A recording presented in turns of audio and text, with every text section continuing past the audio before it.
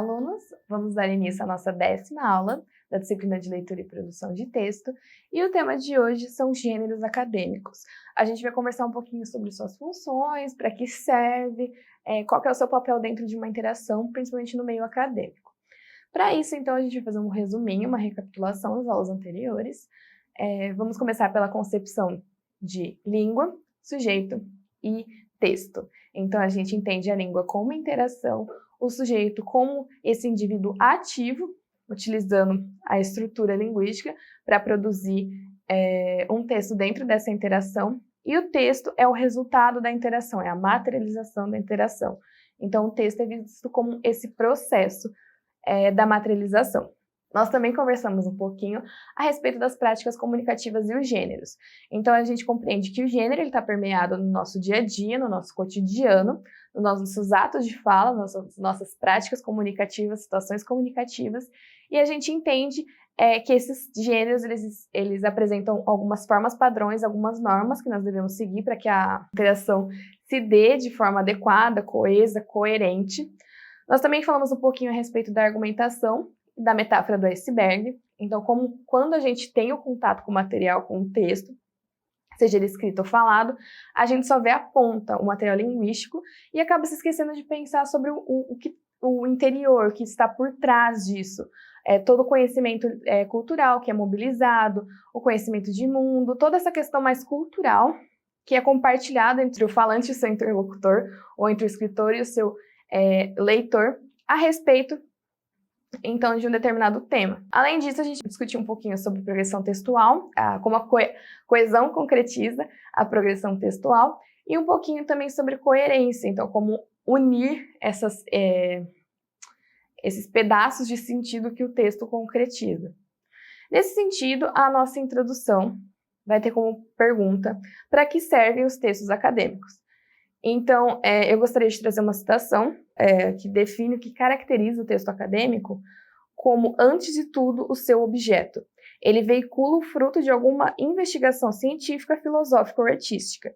Deve, pois, refletir o rigor, a perspectiva crítica, a preocupação constante com a objetividade e a clareza que são partes inerentes da pesquisa acadêmica.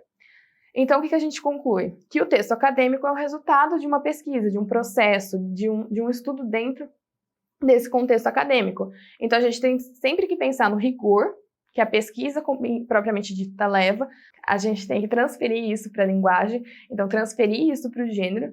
Desse modo, a gente vai perceber nas próximas aulas que o gênero acadêmico ele é bem rígido, em alguns sentidos, assim como a sua própria escrita, que depende de muita conceitualização que acaba permeando apenas no âmbito da academia, da ciência, para poder estabelecer uma conversa entre os pares. Então, aqui a interação ela tem que ser pensada com a academia, com a comunidade científica, e como esse processo, essa interação vai se estabelecer por meio de um rigor, por meio da replicabilidade, por meio dessa situação, dessa interação que está concatenando tudo.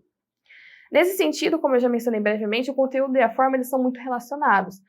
Vocês vão perceber que, como eu disse, a forma é bem fixa e o conteúdo ele, de alguma forma, ele vai permear essa forma também de uma forma um pouco fixa, apesar de se mudar a temática, o tipo de investigação, de alguma forma esse conteúdo está muito ligado à forma. Nesse sentido, é válido mencionar que o texto científico ele busca pela simplicidade e pelo espaçamento. Quando a gente pega um texto científico, é comum observar que as letras, as imagens, elas não estão condensadas, não é um texto que ele é escuro, por assim dizer. A gente tem os espaçamentos, que são convencionalizados, então a gente tem normas de formatação para o texto ele ficar amplo, para ele ficar mais aberto, porque em si já é um texto denso, no sentido de carregar muito conteúdo teórico. E quando eu digo que o texto ele tem que prezar por uma simplicidade, não é que ele tem que ser informal, mas prezar pela objetividade, ele tem que ser simples no sentido de que ele tem que ser objetivo. A gente não pode carregar o texto científico de muitos adjetivos, muitas indagações que saem do escopo da pesquisa, do escopo da investigação. Então, ele tem que ser simples nesse sentido, ele tem que ser objetivo. Nesse sentido, Lazarin pontua algumas questões que precisam permear o texto acadêmico. Então, a gente precisa de uma centralidade do tema.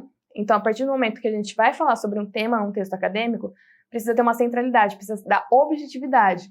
É aquele tema, é aquele ponto dentro do tema, a gente não pode sair muito disso. A partir do momento que a gente começa a fazer muitas indagações, a gente acaba se perdendo e, novamente, o texto acadêmico ele tem que ser objetivo.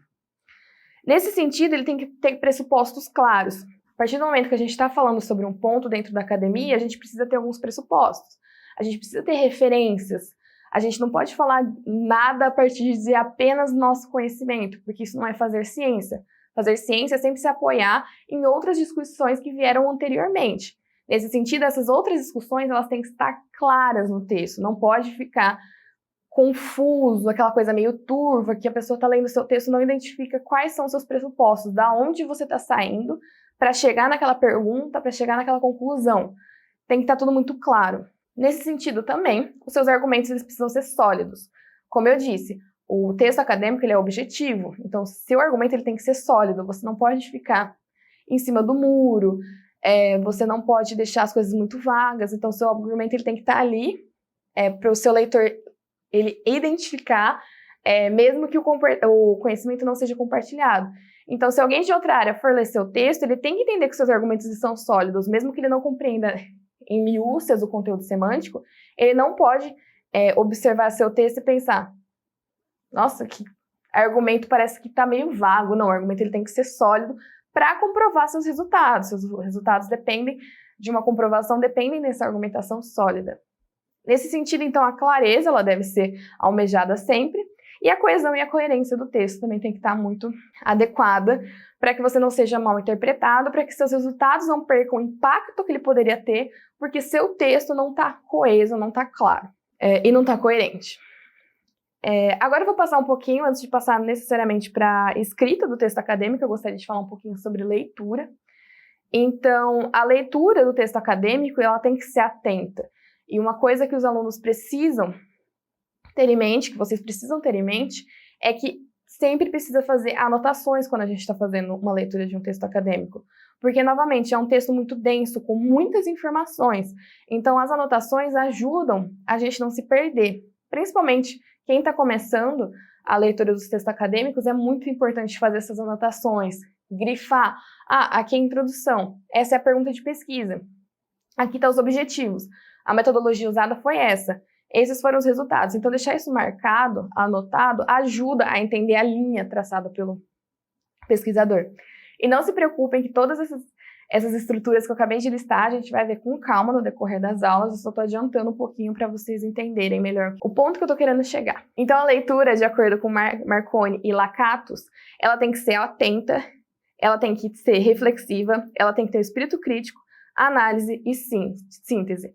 Então, a gente passa por todos esses processos enquanto lendo o texto acadêmico. A gente precisa de muita atenção para ler esse texto. A gente precisa fazer esse processo reflexivo a partir das coisas que a gente vai ler a partir desse texto. Tem que ter o espírito crítico de não apenas compreender os resultados, mas pensar, tá, isso aqui deixou uma pergunta aberta. Será que esse resultado é isso mesmo? Vamos retomar as metodologias que o autor utilizou. Então, é ter esse processo crítico. Não é porque o autor publicou algo que ele fez tudo o que era possível sobre determinado tema. Ele pode ter deixado uma pergunta em aberto. Ele pode ter deixado algum método passar, algum exemplo que talvez não esteja adequado, porque errar é humano. Então, todo mundo está errando, inclusive na academia, às vezes isso acaba passando alguma coisinha, e esse pensamento crítico é muito importante. A análise, então, analisar o que está sendo tratado, analisar a análise do autor é muito importante, e fazer esse processo de síntese. Então, ao terminar de ler o texto, produzir uma síntese a respeito dele também ajuda a pegar os pontos principais e entender melhor o que o autor propõe. Outra questão que o Lazarin coloca é que a leitura ela tem que partir de um reconhecimento, ela tem que ser explanatória, seletiva e reflexiva. Então, a gente, quando pega um texto, a gente pode reconhecê-lo primeiro. Então, a gente pegou um livro, a gente pode olhar o seu sumário, olhar quantos capítulos tem, olhar quem são os autores. Isso é um reconhecimento do texto acadêmico. Depois, a gente pode partir para uma perspectiva mais explanatória. Então, entender quais são os conceitos mobilizados. A gente pode selecionar, então, quais textos a gente vai ler, quais informações daquele texto a gente vai utilizar, e depois fazer uma reflexão com eles. Então, esse é o processo reflexivo. O Lazzarin também propõe um roteiro de orientação da leitura dos textos acadêmicos, que pode ser muito importante, que é muito importante, na verdade, principalmente quando a gente está começando nessa área, que perpassa por 5 pontos. O primeiro deles é a análise textual. Então, a gente precisa escolher o texto. Escolhendo o texto, a gente pode fazer uma leitura rápida e panorâmica, tentando identificar quais são os elementos que compõem esse texto. Depois disso, a gente pode fazer uma análise temática. Essa análise temática ela tem por base a compreensão do texto, então o que o texto está dizendo. Isso se dá por meio de releituras e de esquemas. Então, o texto acadêmico, muitas vezes, a gente vai ter que ler ele mais de uma vez. E isso pode ser meio chato, pode parecer muito enfadonho, pode parecer muito denso, aquela coisa cansativa. Mas isso é necessário para compreender todos os procedimentos científicos. E quando a gente entra nesse meio, quando a gente começa, isso é pior, porque a gente não tem esse costume de ler textos acadêmicos. Então, pode parecer uma atividade muito chata, que depois, com o tempo, acaba ficando mais rápida. Depois que você pega a prática, não necessariamente você vai ter que ficar relendo. Pode ser que numa leitura você já compreenda o sentido do texto. Mas, quando a gente está começando, a gente pode fazer essa leitura temática que perpassa essas releituras e a criação de esquemas, que, como eu mencionei anteriormente, é muito importante, que ajuda a gente a depreender o sentido do texto e ter ali a anotação caso a gente precise retomar o texto. Depois a gente vai para uma análise interpretativa. Então a gente vai interpretar o texto. A gente vai fazer um resumo do que a gente entendeu do texto e vai guardar para uma possível discussão, seja num grupo de estudo, seja na aula, seja com um colega. Depois a gente vai para a problematização. Então isso é uma análise crítica do texto. Aí a gente pode fazer o processo da paráfrase. Então a gente pode reescrever o texto com as nossas palavras, buscando essa análise crítica do material. Por fim, a gente pode fazer uma síntese pessoal, que é uma retomada pessoal do texto. Então, a gente resume o texto de forma pessoal, visando uma reelaboração do texto a partir de discussões feitas com outras pessoas, com o professor, o orientador, o grupo de pesquisa ou os colegas na sala de aula. Tendo em vista isso, a gente parte para a parte da escrita. Então, a escrita acadêmica, ela necessita de planejamento. A gente viu nas aulas anteriores que todo texto precisa de esse planejamento visando uma argumentação que ela tenha o sucesso, que ela se propõe, o sucesso de convencer outra pessoa. A escrita acadêmica ela também precisa de um planejamento. Você precisa conhecer o tema qual você está falando, você precisa conhecer ele muito bem para poder estabelecer relações com outros autores, para poder interpretar os resultados. Mesmo que seja uma análise qualitativa, você precisa conhecer muito bem o texto para interpretar esses resultados que são qualitativos. Sempre precisa a originalidade, então tem que tomar muito cuidado com plágio. A gente não pode cair nesse limbo do plágio, no sentido de estar lendo muitos autores e aí passa a reproduzir os autores e acaba perdendo a originalidade. Dentro da ciência, a gente tem que ter originalidade, a gente tem que escolher um tema, ser original nesse tema, mesmo que outras pessoas tenham estudado o mesmo tema, a abordagem que você vai dar para o tema ela tem que ser original, ela tem que ser sua, para não cair na questão do plágio.